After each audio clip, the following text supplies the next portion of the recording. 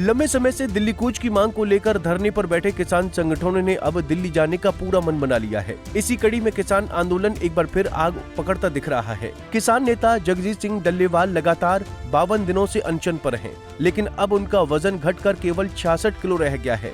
उनका 19 किलो वजन घट गया है। ऐसे में एक बार फिर किसानों की मांगे पूरी होती नहीं दिखती। इसी कड़ी में एक बार फिर किसान शंभू बॉर्डर से दिल्ली की ओर कूच करेंगे।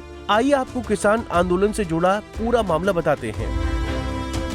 दरअसल कई किसान केंद्र सरकार से अपनी मांगों को पूरा करवाने के लिए 15 जनवरी से आमरण अनशन पर हैं।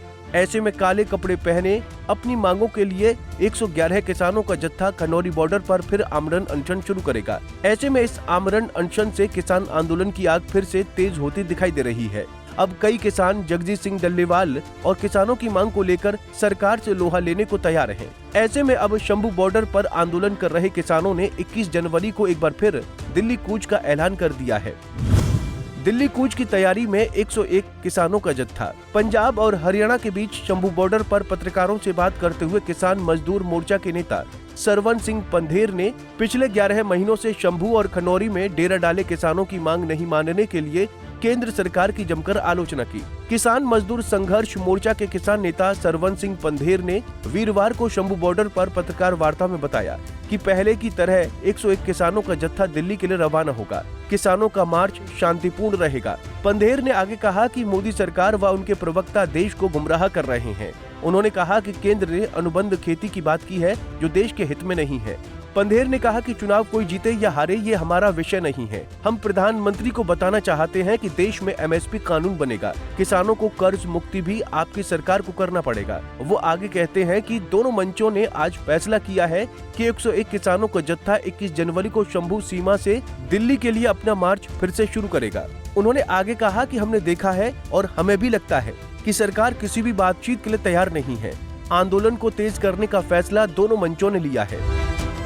किसान कई बार दिल्ली कूच को लेकर कोशिश कर चुके हैं। किसान इससे पहले दिसंबर महीने में 3 बार दिल्ली कूच की कोशिश कर चुके हैं। 6 दिसंबर, 8 दिसंबर और 14 दिसंबर को 101 किसान दिल्ली की ओर रवाना हुए थे, लेकिन तीनों बार हरियाणा पुलिस ने उन्हें रोक लिया। उस समय किसानों पर आंसू गैस के गोले और वाटर कैनन का इस्तेमाल किया गया था, जिसमें कई किसानों को गंभीर चोटें आई थीं। किसान आंदोलन से जुड़े किसान नेता डल्लेवाल की सेहत को लेकर भी कई किसान चिंता जता रहे हैं। डल्लेवाल को अनशन पर बैठे 50 दिन से ज्यादा का समय हो गया है। उनकी सेहत को लेकर कई बार सुप्रीम कोर्ट भी चिंता व्यक्त कर चुकी है। सुप्रीम कोर्ट ने पंजाब सरकार को निर्देश दिया है कि वो डल्लेवाल की स्वास्थ्य रिपोर्ट सुप्रीम कोर्ट रजिस्ट्रार के पास जमा कराए, ताकि रिपोर्ट का परीक्षण करने के लिए अखिल भारतीय आयुर्विज्ञान संस्थान के मेडिकल बोर्ड से राय ली जा सके। जस्टिस सूर्यकांत और जस्टिस एन कोटेश्वर सिंह की खंडपीठ ने हैरानी जताई कि करीब 50 दिनों से अनशन पर बैठे जगजीत सिंह डल्लेवाल के स्वास्थ्य मानकों में कैसे सुधार हो रहा है। डल्लेवाल की सेहत को लेकर फिलहाल डॉक्टरों का कहना है कि उनका वजन करीब 19 किलो से ज्यादा गिर चुका है। इसके अलावा उनकी किडनी और लीवर के डैमेज होने का खतरा अब ज्यादा बढ़ गया है।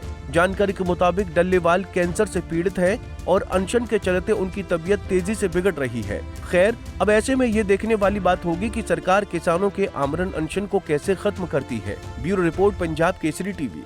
हमसे जुड़े रहने के लिए हमारे YouTube चैनल को सब्सक्राइब करें और नई वीडियो की नोटिफिकेशन के लिए बेल आइकॉन को दबाएं।